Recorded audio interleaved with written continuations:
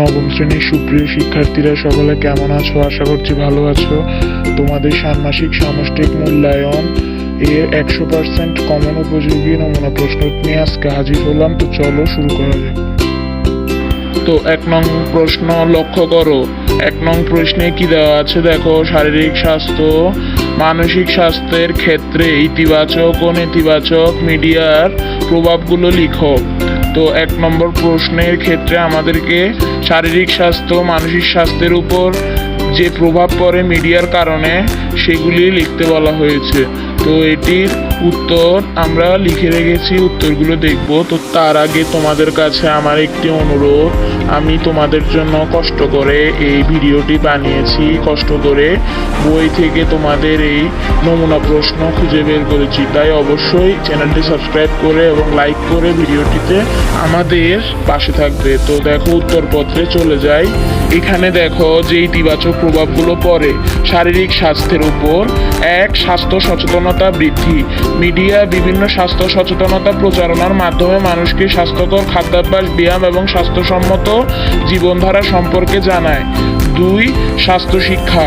TV, radio এবং social মিডিয়ায় স্বাস্থ্য বিষয়ক প্রোগ্রাম ও নিবন্ধন স্বাস্থ্য শিক্ষা প্রদান করা হয়। তো এটি হলো শারীরিক স্বাস্থ্যের উপর ইতিবাচক প্রভাব। এবং মানসিক স্বাস্থ্যের উপর যে ইতিবাচক প্রভাব পড়ে দেখো, মানসিক স্বাস্থ্যের উপর যে ইতিবাচক প্রভাব পড়ে সেগুলো হলো মানসিক স্বাস্থ্যের সচেতনতা।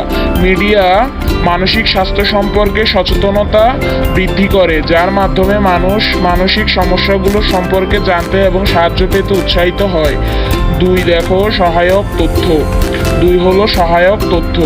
মানসিক স্বাস্থ্য সংক্রান্ত তথ্য ও পরামর্শ পাওয়া যায় মিডিয়া থেকে, যা মানসিক চাপ ও উদ্বেগ কমাতে আমাদের সাহায্য করে। ঠিক আছে, তারপরে 3 নম্বর দেখো সমর্থন ও কমিউনিটি। সোশ্যাল মিডিয়ায় মানসিক স্বাস্থ্য সহায়তা গ্রুপ ও কমিউনিটি গড়ে ওঠে, যা মানসিক স্বাস্থ্যের জন্য খুবই উপকারী। তো আমরা এতক্ষণ ইতিবাচক দিকগুলো দেখলাম। তো আমাদের প্রশ্নে যে বলা হয়েছে নেতিবাচক দিক, তো নেতিবাচক প্রভাব শারীরিক স্বাস্থ্যের ওপর। তো 1 নম্বর দেখো অপ্রয়োজনীয় তথ্য। কিছু মিডিয়া স্বাস্থ্য সংক্রান্ত ভুল বা বিভ্রান্তিকর তথ্য প্রদান করে, যা মানুষকে ভুল পথে পরিচালিত করতে পারে। ঠিক আছে, তারপরে দেখো 2 নম্বর অতিরিক্ত স্ক্রিন টাইম। টিভি ও ডিজিটাল মিডিয়া অতিরিক্ত ব্যবহারে শারীরিকভাবে নিষ্ক্রিয়তা বাড়ায় এবং চোখের সমস্যা, মাথা ব্যথা ও ঘুমের সমস্যা সৃষ্টি হতে পারে। তো 3 নম্বর দেখো ভুল খাদ্যাভ্যাস প্রচার। তো কিছু কোম্পানি বা কিছু প্রতিষ্ঠান বিজ্ঞাপন ও প্রোগ্রাম স্বাস্থ্যকর নয় এমন খাদ্যাভ্যাসকে উৎসাহিত করে, যা শারীরিক স্বাস্থ্য মারাত্মকভাবে ক্ষতি করে। তো মানসিক স্বাস্থ্যের উপর যে নেতিবাচক প্রভাব পড়ে সেগুলো দেখো। 1. সোশ্যাল মিডিয়ায় চাপ।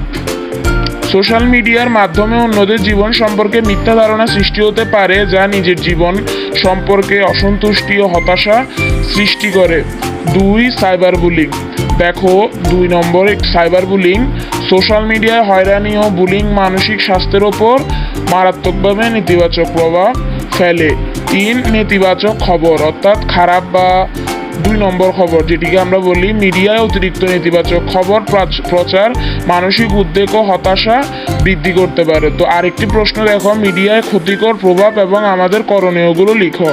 মিডিয়ার ক্ষতিকর প্রভাব এবং আমাদের কি করণীয় সেটি লিখতে বলেছে। তো এখানে আমরা সবচেয়ে বেশি মিডিয়ার যে সবচেয়ে বেশি ক্ষতিকর প্রভাবগুলো, মূল ক্ষতিকর প্রভাবগুলো লিখবো এবং সেগুলো রোধে কি করণীয় সেটি মূলত লিখবো এখানে। তো দেখো মিডিয়ার ক্ষতিকর প্রভাব। তো মিডিয়ার ক্ষতিকর প্রভাব এটি নিয়ে 1 নম্বরে কি দেওয়া আছে দেখো, মিথ্যা এবং বিকৃত তথ্য প্রচার।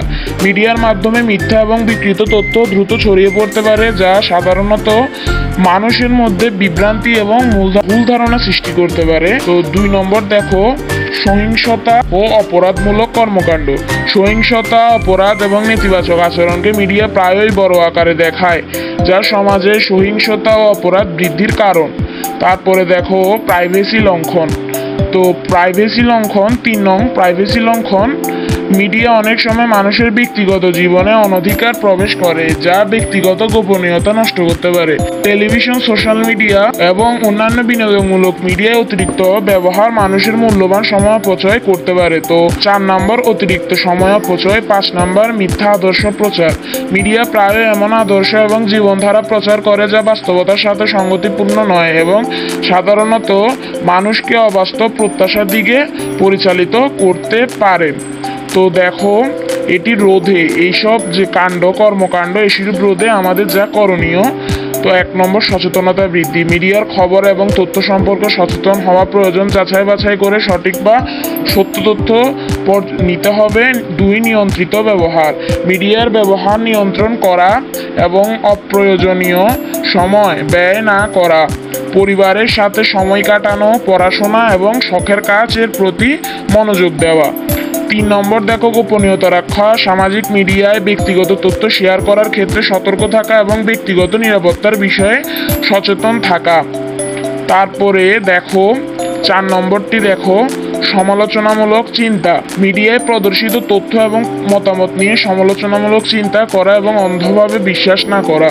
অর্থাৎ তোমাদের খবরগুলো নিয়ে কিছুটা পর্যবেক্ষণ করতে হবে। মানসিক স্বাস্থ্য রক্ষা। মিডিয়ায় নেতিবাচক প্রভাব থেকে মানসিক স্বাস্থ্য রক্ষা করতে সচেতন থাকা, প্রয়োজন হলে মানসিক স্বাস্থ্য বিশেষজ্ঞের পরামর্শ নেওয়া। 6 সামাজিক দায়িত্ব পালন। মিডিয়ার ক্ষতিকর প্রভাব সম্পর্কে সচেতনতা সৃষ্টি করা এবং অন্যদেরও সচেতন করা। দায়িত্বশীল মিডিয়া ব্যবহারকারী হিসেবে নিজেদের দায়িত্ব পালন করা। তো আশা করছি বুঝতে পেরেছ। তো তোমাদের 1 নম্বর প্রশ্ন, শারীরিক স্বাস্থ্য মানসিক স্বাস্থ্যের ক্ষেত্রে ইতিবাচক ও নেতিবাচক যে প্রভাব পড়ে মিডিয়ার কারণে সেটি, এবং তোমাদের যে 2 নং প্রশ্নটি সেটা আমি আরেকবার বুঝিয়ে দিই। মিডিয়ার ক্ষতিকর প্রভাব এবং আমাদের করণীয়গুলো কি। তো আমরা নেতিবাচক ইতিবাচক প্রভাব তো লিখেছি, তার সাথে মিডিয়ার সবচেয়ে বেশি ক্ষতিকর যে প্রভাবগুলো সেগুলো লিখব এবং আমাদের কি করণীয়, আমাদের করণীয়টা কি সেটা লিখব। তো এখানে আমরা মিডিয়ার ক্ষতিকর প্রভাব লিখেছি 5টি লিখেছি। মিথ্যা এবং বিকৃত তথ্য প্রচার। 2 সহিষ্ণুতা ও নেতিবাচক আচরণ। তারপরে 3 প্রাইভেসি লঙ্ঘন। 4 অতিরিক্ত সময় অপচয়। 5 মিথ্যা আদর্শ প্রচার। আর করণীয় সচেতনতা বৃদ্ধি, নিয়ন্ত্রিত ব্যবহার, গোপনীয়তা রক্ষা, সমালোচনামূলক চিন্তা, মানসিক স্বাস্থ্য রক্ষা, সামাজিক দায়িত্ব পালনের 6টি লিখেছি। তো সকলে ভালো থেকো, বিদায়। আমাদের ভিডিওটি যারা এতটুকু পর্যন্ত দেখেছে সকলকে ধন্যবাদ, এবং আমাদের চ্যানেলটি যদি সাবস্ক্রাইব করে না থাকো সাবস্ক্রাইব করে দাও, এবং যারা সাবস্ক্রাইব করে দিয়েছো তাদেরকে অসংখ্য ধন্যবাদ। সকলে ভালো থেকো, বিদায়।